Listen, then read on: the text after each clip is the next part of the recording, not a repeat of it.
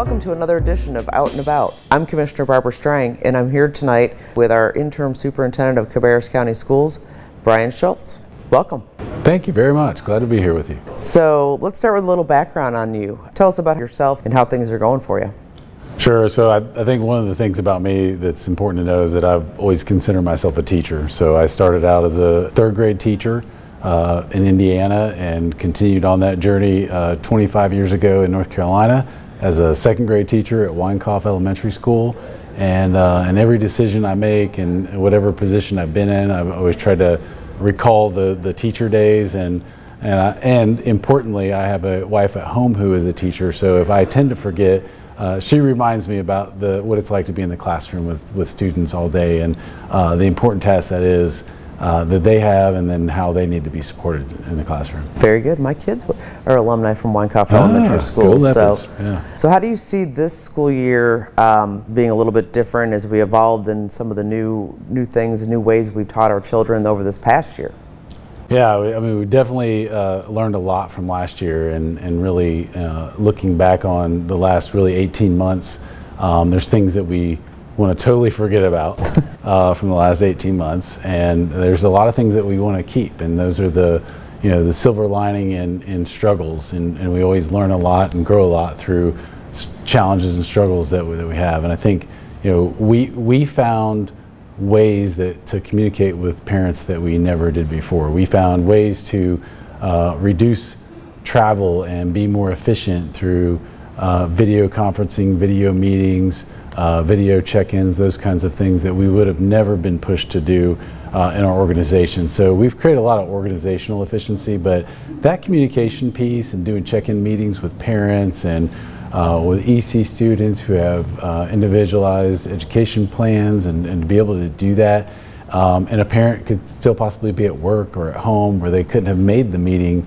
otherwise. There's some real conveniences, I think, with that we've learned. Obviously, the teaching has been transformed in many ways, and we found ways to teach better, and we found ways that in the teaching process that don't get the content across the way that we need to through digital communication. So I think through all of that, we've learned the good and the bad, and we are going to keep those things that we learned, how to meet better, how to be more efficient, and then how to teach better through this process. That's good to hear.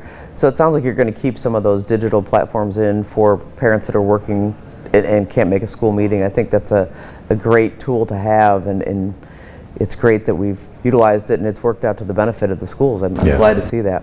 How big of a role has technology and your technology team with the schools, what kind of important role, and did they have a lot of growing pains throughout this past couple of years with all this technology upgrades to work through? Obviously, we moved to all a one-to-one type of model. We didn't quite have that with our students, a one-to-one being a laptop for every student. And now every student will have a laptop assigned to them that they can take home every day. So that's been transformed. And I think, initially there's, in learning new platforms and learning new technology, sometimes I would just say there was resistance in that, learning something new. And then over time, not only did staff learn more and learn better ways, but the technology improved with it too. So I'll just use like Microsoft Teams as an example. So it has capabilities now that it didn't have 12 months ago. Breakout rooms, being able to create an automatic meeting on the spot instead of having to schedule it and invite people to it. So there's capabilities within, that were built in as the developers receive feedback on how to make it better for classrooms. So I think not only did the knowledge improve, but the technology itself improved in the process, which has really helped us a lot. And I would think that, I would say that I've experienced over the last year where I would talk to staff members, talk to principals, and some of the things that the staff members were so proud of is what they learned and were able to do in these learning platforms, so the platforms such as Canvas. So we can use that now for students who are absent and place their makeup work there, and all the students know how to use it now, and it's a universal language across the school district. Or so there's ways that we'll utilize that even now that are more efficient for our students, and being able to access their learning in a way where they have an appointment, or if they had if they're out sick, there's a way to access that instead of the teacher rushing down to the copy room and running off copies real quick and then handing them a packet. They can do that digitally now, and it is a universal knowledge, and nobody has to sit down and figure out how to do it. Yeah, that's great. Sounds like we won't have very many snow days.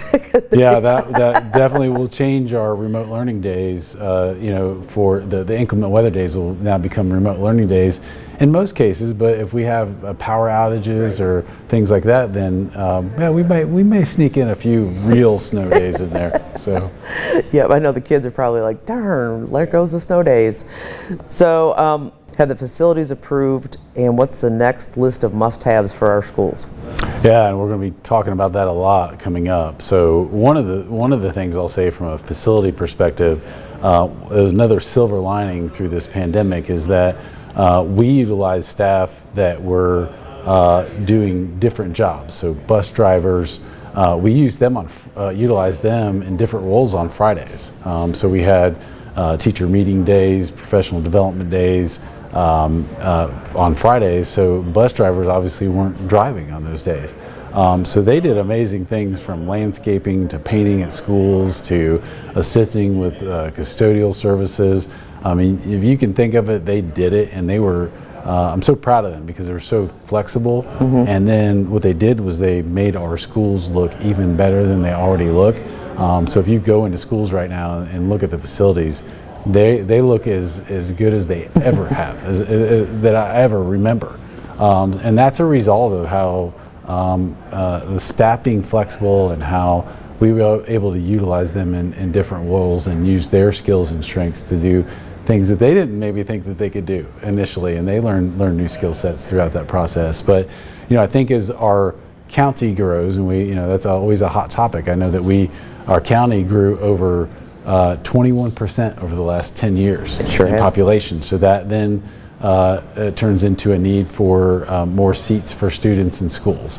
And so we've developed a facilities plan that and actually gets updated every school year, adopted by our board, shared with the county manager and county commissioners. In fact, it's about a year and a half ago, maybe 2 years ago, we had a joint meeting where that was the topic between county commissioners and Cabarrus County Schools, where we reviewed that plan, that facilities plan. In fact, that plan is the plan that's still in place, almost 2 years later, a year and a half, 2 years later now. So it stretches out probably, depending on growth, probably a 10 to 15 year long-range plan for our facilities in our district. Very good. Sounds like despite everything, we've come out ahead of this, and we've really learned a lot. And I've heard some great stories from some of the teachers and bus drivers that I know personally, how they were going in and painting and cleaning things, and then some of the teachers were having a lot of fun on the online, especially the first grade, second grade teachers were, let's get up out of our chairs and do, something to get them energized. And I think it's really a good testament to how well our schools are doing and how well you're doing as the interim here. Yeah, thank you. So I appreciate your time, and look forward to working with you. All right, thank you so much, Commissioner Strang. Kevin Garay has been named the new superintendent of Kannapolis City Schools, and we're sitting down with him to learn about his plans and what he envisions in the future in the 2021 school year. I'm Kevin Garay, a new superintendent in Kannapolis City Schools. As the assistant superintendent, I served in that role 2 years. You have an opportunity in that role in a city school district to kind of define that role based on your skill set, your background. Having a background as a high school principal for 10 years and a high school administrator for about 15 years, being over reentry and kind of nearly all aspects of what was happening during COVID, not just on the instructional side, but having the opportunity to organize the logistics of and working with school nutrition and operations and transportation. All those other areas allow me to really get experience in doing a lot of what a superintendent does. So I was very fortunate to have experience in a lot of different aspects of district level leadership, not just the curriculum instruction side. These last 18 months have allowed us to connect in so many different ways. And for parents, I think, to understand and have a different perspective on what happens in classrooms, as they have been part of that classroom in a lot of occasions. And we, like a lot of districts, did a ton of exercises where they did kind of the age-old, what do you want to continue that we've been doing, what do you want to stop. A couple of those specific examples, the high school and middle school, say L. Brown and KMS, are going to a one-to-one Chromebook program. So that's a change, and that's, again, just taking where we have been the last 17, 18 months and just expanding that. We are better positioned for when we have students who are absent, just how better we are able to connect with those students through platforms like Canvas and posting assignments and keeping that connection stronger than perhaps it was in the past when students were absent. It's just what we've learned and how much more we've learned about the needs of our students when they've been either at home or bouncing back and forth on the social emotional learning aspects, and how much work we've done to expand what we're able to do and how we're able to support students in really addressing the needs of the whole child, regardless of whether it's a kindergarten student or a 12th grader. It always starts with culture. It is about the students and meeting their needs. Yeah, I feel like we're doing a really good job in the district of embracing that and embracing this whole community aspect of not just supporting our students, supporting families and supporting staff, and kind of the comprehensive way to approach that, and really manifesting that in different ways to measure success. Thank you for joining us for another episode of Out and About in Cabarrus County. We look forward to seeing you next time. If you have suggestions for topics or location that you would like to see on Out and About, please contact us. Our email address is outandabout@cabarruscounty.us.